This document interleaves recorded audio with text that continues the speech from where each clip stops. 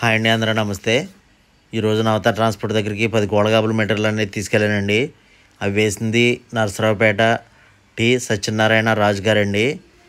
వారు నిన్న ఫోన్ చేసి ఈరోజు వేయమని చెప్పారండి. అలాగే ఈరోజు తీసుకెళ్ళేసాను.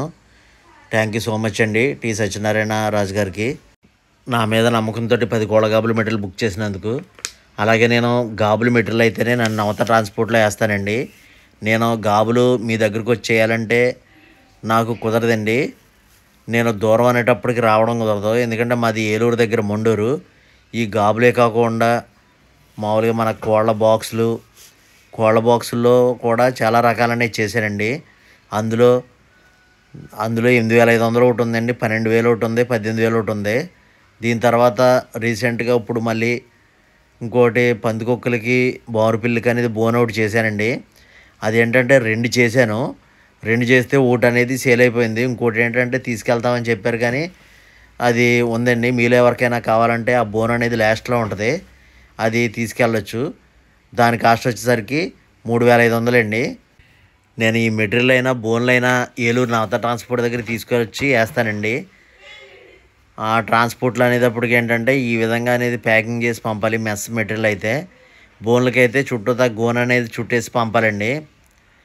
అలాగే కొంతమంది ఏంటంటే డౌట్ పడుతున్నారండి, నాకు పేమెంట్ కొట్టిన తర్వాత నేను పంపుతానా లేదని. మీరు 1% కూడా మీరు డౌట్ పెట్టుకోవసరం లేదండి. ఎందుకంటే నేను కన్ఫామ్గా మెటీరియల్ ట్రాన్స్పోర్ట్లో వేస్తానంటే కన్ఫామ్గా వేస్తానండి.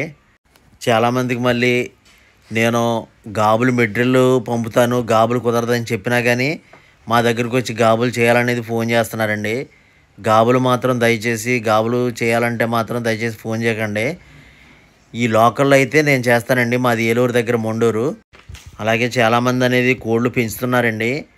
ఆ పెంచినా కానీ వాటిని ఇప్పుడు యాసకాలం అనేది మెయిన్గా చాలా జాగ్రత్తగానే చూసుకోవాలి.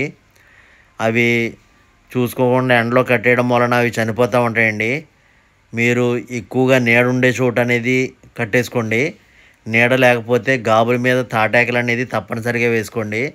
తాటాకులు వేయడం వల్ల ఆ కోళ్ళకి అనేది మంచి నీడగా కూలింగ్ అనేది ఉంటుందండి. అప్పుడు వాటికి ఇబ్బంది ఏమి కలగకుండా బాగుంటుంది. కోళ్ళు పెంచడం ఒకటే కదండి, వాటిని చాలా జాగ్రత్తగా చూసుకునేటట్టు ఉంటేనే కోళ్ళలోకి దిగండి. వాటిని పట్టించుకోకుండా ఉండేటట్టయితే ఈ కోళ్ళ ఫీల్డ్లోకి అనేది రాకండి. మెయిన్గా ఏంటంటే మనం ఆ ఫీల్డ్లో దిగినప్పుడు వాటి రెట్టను బట్టి మనం వాటిని ఎలా ఉన్నాయి ఏంటనేది తెలుసుకోవాలండి. తెలుసుకుని ముందుగా మనం మెడిసిన్ అనేది ఇస్తే అవి బాగుంటాయండి. అంతేగాని మనం అవే పెరుగుతాయి అవే ఉంటాయని అలా వేస్తే మాత్రం అవి చాలా లాస్ అయిపోతారండి. ఈ కోళ్ళ బిజినెస్లో మనం కోళ్ళు పెంచే కంటే వాటిని ఒన్ను చేసుకుని అవి కొంచెం మనం హెల్తీగా ఉండేలా చూసుకుంటేనే వాటి మీద మనం అమౌంట్ అనేది వస్తుంది. నేను గాబుల మెటీరియల్ పంపుతున్నాను కదా, మేము ఎలా చేసుకోవాలన్న డౌట్ అనేది మీకు రావచ్చు. మన యూట్యూబ్ ఛానల్లో 2 వీడియోలు అనేది పెట్టానండి.